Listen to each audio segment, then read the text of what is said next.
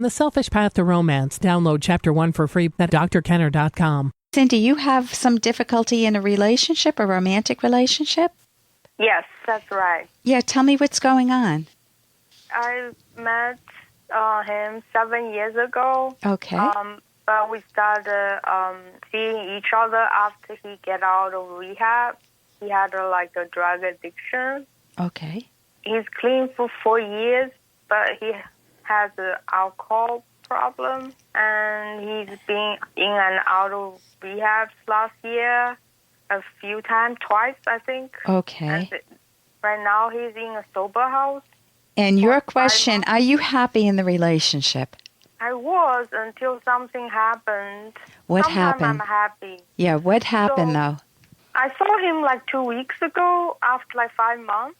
You know, I drove 3 hours back and forth, saw him for 5 minutes or something. Mm-hmm. He told me he was volunteering at an animal shelter, and he said he asked the sober house, the manager or the person there, he said I cannot visit him. So for 5 months I haven't seen him. We just text every day almost. So I went there to volunteer, so at least we can see each other, right? Yes. So I went on Saturday for orientation, and Monday I drove there for dog training. Mm-hmm. And then I went there Thursday. That day I saw him. But how did he hurt you? You're saying something happened. Yeah, so this is what happened. I don't trust that I cannot visit him because he was in rehab before sober house.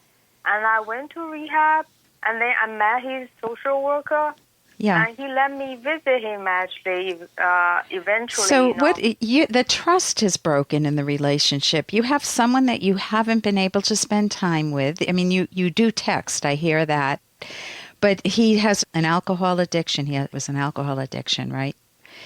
You don't have one, right? So No, I don't. What are your reasons for possibly leaving him? He was very rude and mean.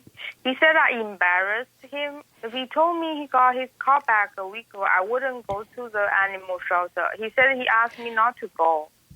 So you're going way out of your way, Cindy, to try to connect with him, and he is not reciprocating. He's pushing you away. He's rude to you. He said that you embarrass him. I would not want my husband to say that I embarrass him, unless... Yeah, he said I embarrass him. But I never told anyone at the animal shelter that we know each other, Right, but it's the trust issue is gone with you. You're mad at him, and it's sounding like you don't currently have a romantic relationship. You have a connection with somebody that you cared about, and you have very mixed feelings about it now. And so you're deciding, is this good for your long-range happiness? Will he be in and out of rehab over the years? Because even though he was clean for 4 years, he's in and out of rehab again. He's in a sober house. You don't see him for months on end.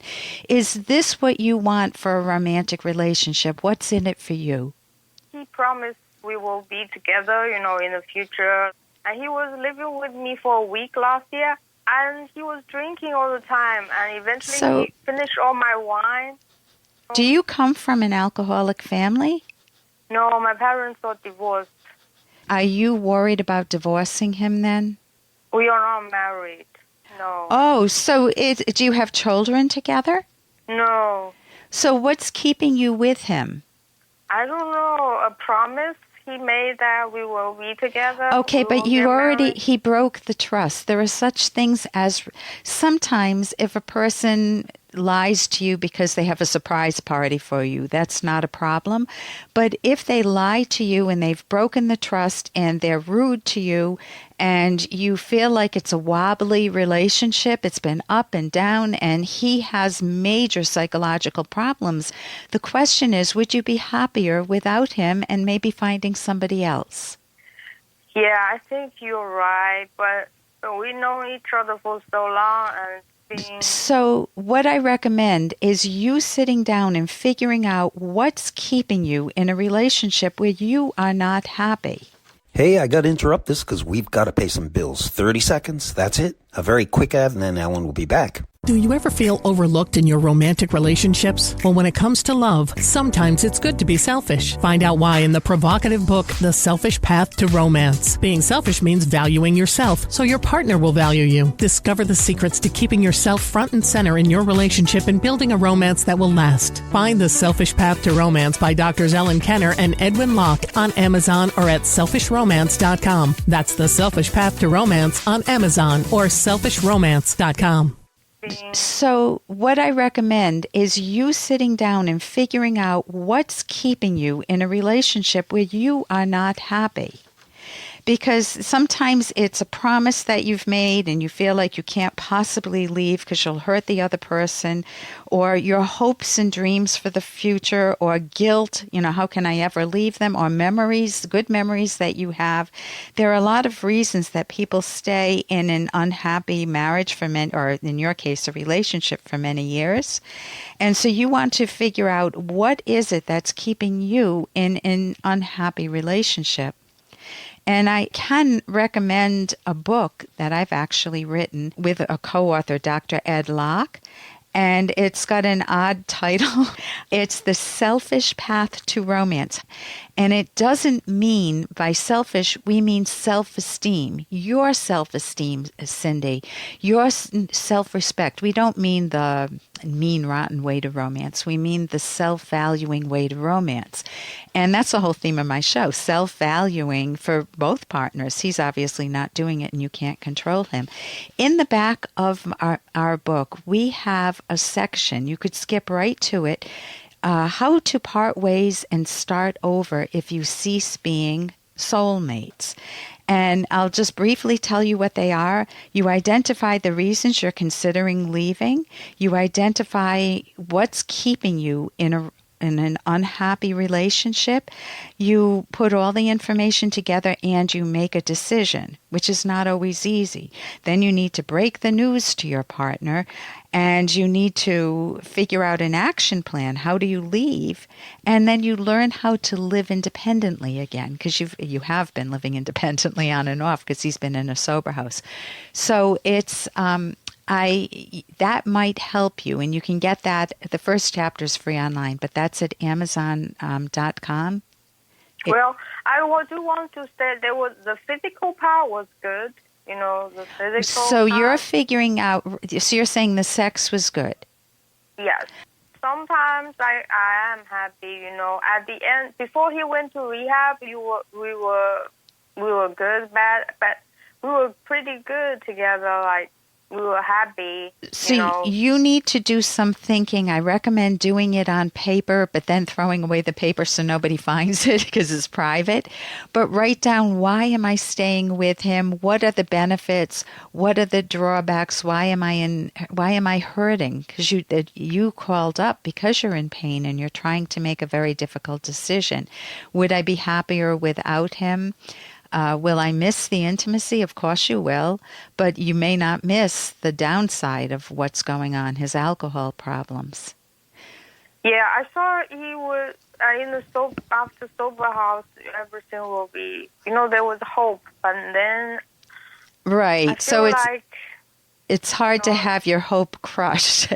So you need to be willing to look at all the facts, look at the whole picture, and make your decision based on all of the positives and all of the negatives. You'll make a much better decision for yourself privately. So I wish you the best with that. And here's a little more from Dr. Kenner. Well, what did she say? I couldn't do it. I was about to ask the question, then suddenly all I could think of was, what if she said no? Oh, it's no surprise. After all you've been through with Maris, you were just scared of another rejection. I was more than scared. I was terrified. I can't go on like this. Worshipping Daphne from afar. Do you know how frustrating it is to be completely in love with someone, not be able to tell her how you feel? And that's from Frasier. And have you ever been in that situation where you just are passionate about someone? I remember having a crush in, oh my gosh, it was early high school. I had such an enormous crush on the guy who sat next to me. His name was Alan. Of course, I'm going to remember his name. And he was in my Spanish class. And I made collages back in the day. My whole room was covered with Alan. And I would leave him little secret notes at his home. And he knew it was from me, but he wasn't that interested in me. So could I deal with rejection? Well, yeah, I had to deal with rejection. Alan wasn't interested in me, but he thought I was a very nice person, and that felt very good. So it's really good not to have to go the secret note route in my youthful years there, and to just not be afraid to say how you feel, because what's the worst that can happen? The person can say, I'm not interested, but you need that knowledge, or they may say, let's just be friends. You never know whether let's just be friends can develop into something a little better and more in the direction of what you want. And even if it's just let's be friends, hey, you still have that value in your life. You still have that person. You just won't have the intimacy with them. For more Dr. Kenner podcast, go to drkenner.com and please listen to this ad. Here's an excerpt from The Selfish Path to Romance by Dr. Ellen Kenner. Another way to nourish a relationship is by spending meaningful time together, giving full attention to one another. How you spend your time together is a volitional choice. Quality time says to your partner, you're important to me. Another way to nourish your relationship is giving gifts. We do not recommend buying expensive gifts, even if affordable, except for special occasions, and especially not for the purpose of making up after an argument or for neglect or poor treatment. To fix that, you need to change your whole pattern of behavior. Small, thoughtful gifts as a symbol of your love are ideal. If you've discussed this, you'll know what type of gifts your partner values. On a special occasion, buy something that your loved one truly wants but would never buy. But usually just a card, flowers, candy, or a love note on the pillow is the perfect gift. You can download Chapter 1 for free at drkenner.com, and you can buy the book at amazon.com.